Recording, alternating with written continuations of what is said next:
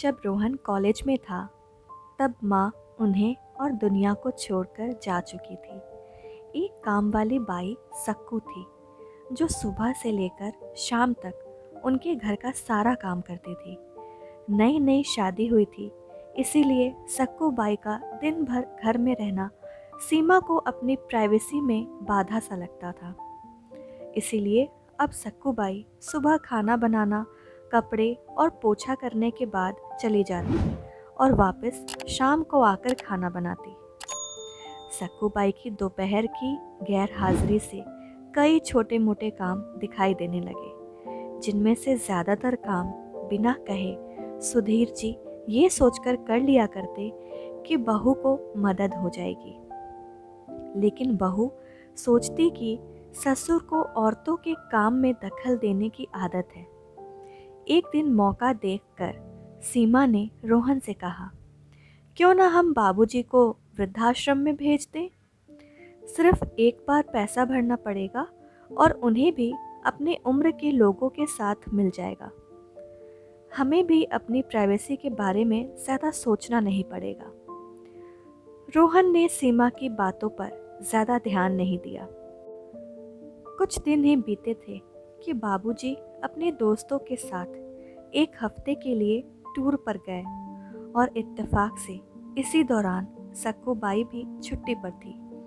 फिर क्या, सीमा को जैसा चाहिए था वैसा समय मिलने लगा। अब रोहन रेस्टोरेंट में खाना खा लेता और सीमा का काम ऑमलेट, ब्रेड या मैगी से चल जाता।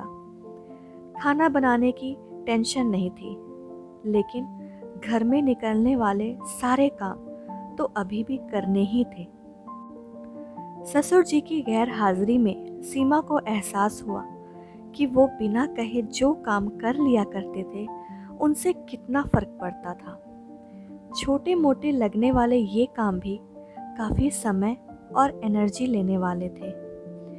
कुछ दिन बीतने के बाद एक दिन रोहन सीमा को कहता है, चलो आज कहीं बाहर घूम कर आते हैं। सीमा बड़ी खुशी खुशी सज धज कर बाहर घूमने के लिए तैयार हो जाती है। रोहन सीमा को अपने घर से 4 किलोमीटर दूर एक चौल में लेकर आता है। एक आदमी रोहन के हाथों में एक चाबी देता है। रोहन उस चाबी को लेकर चौल का एक कमरे का दरवाज़ा खोलता है।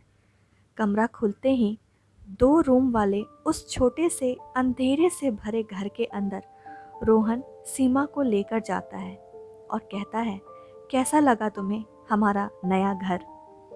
रोहन कहता है, हम अगले महीने से इसी मकान को भाड़े से लेकर रहेंगे अलग और अपनी प्राइवेसी का मज़ा लेंगे। अभी मेरी आमदनी के हिसाब से हम इसी को अफोर्ड कर सकते हैं। रोहन का ये व्यवहार सीमा के समझ में नहीं आया। वो चौंकते हुए कहती है, हमारे पास अपना इतना बड़ा घर तो है, फिर क्यों हम भाड़े से रहेंगे?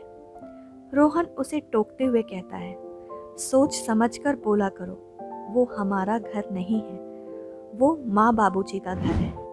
तुम्हारे पास 1 महीना है सोचने के लिए कि तुम्हें आगे क्या करना है। दोनों वहाँ से वापस अपने घर लौट आते हैं। पूरे रास्ते सीमा के दिमाग में तरह तरह के विचार चल रहे थे। घर पहुँचते ही उसने रोहन से कहा, माना कि यह घर माँ बाबूजी का है, लेकिन क्या हमारा इस पर कोई हक नहीं है? रोहन ने कहा, बिल्कुल है, लेकिन माँ बाबूजी के बाद। जब तक वो हैं तब तक तो नहीं। अगर तुम्हें हक समझ में आता है तो तुम्हें जिम्मेदारियाँ भी समझ में आती होंगी। सिर्फ हक के बारे में सोचकर और अपनी जिम्मेदारियां भूलकर स्वार्थी होना क्या भला अच्छा होता है?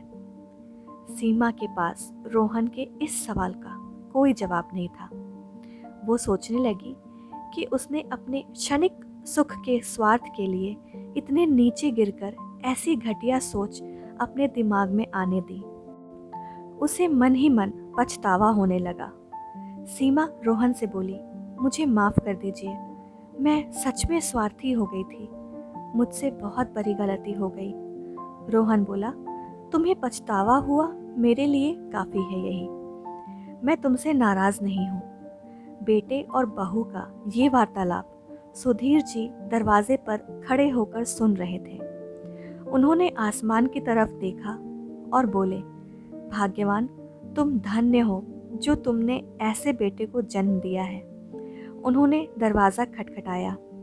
बहू ने दरवाज़ा खोला तो उनके हाथों में पकड़ी थैली से गरम गरम समोसे की सुगंध उसको आने लगी।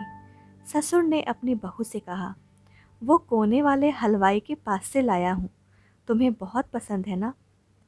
सीमा को अपने ससुर के प्रति विचार और ससुर के उसके प्रति प्यार, उन दोनों का फर्क समझ में आते ही उसकी आंखों में पश्चाताप के आंसू और चेहरे पर अपने परिवार के प्यार के कारण मुस्कान आ गई।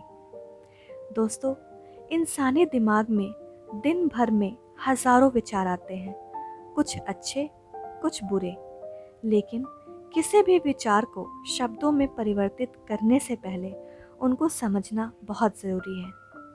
अक्सर विचार और वास्तविकता एक दूसरे से मेल नहीं खाते हैं। हमारे बुजुर्ग जो हमें बोझ लगते हैं, जिनसे हम बात बात में चिढ़ जाते हैं, और ऐसा इसलिए होता है क्योंकि हम स्वार्थी होकर सोचते हैं और हम उनके योगदान को समझ नहीं पाते।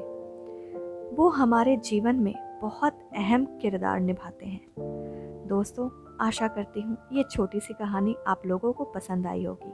पसंद आई हो तो वीडियो को लाइक, शेयर और चैनल अगर अब तक सब्सक्राइब नहीं किया है तो सब्सक्राइब करके बेल बटन ज़रूर प्रेस कर दें, ताकि हमारे वीडियो की नोटिफिकेशन सबसे पहले आपको मिले। वीडियो को पूरा देखने के लिए आपका बहुत बहुत धन्यवाद।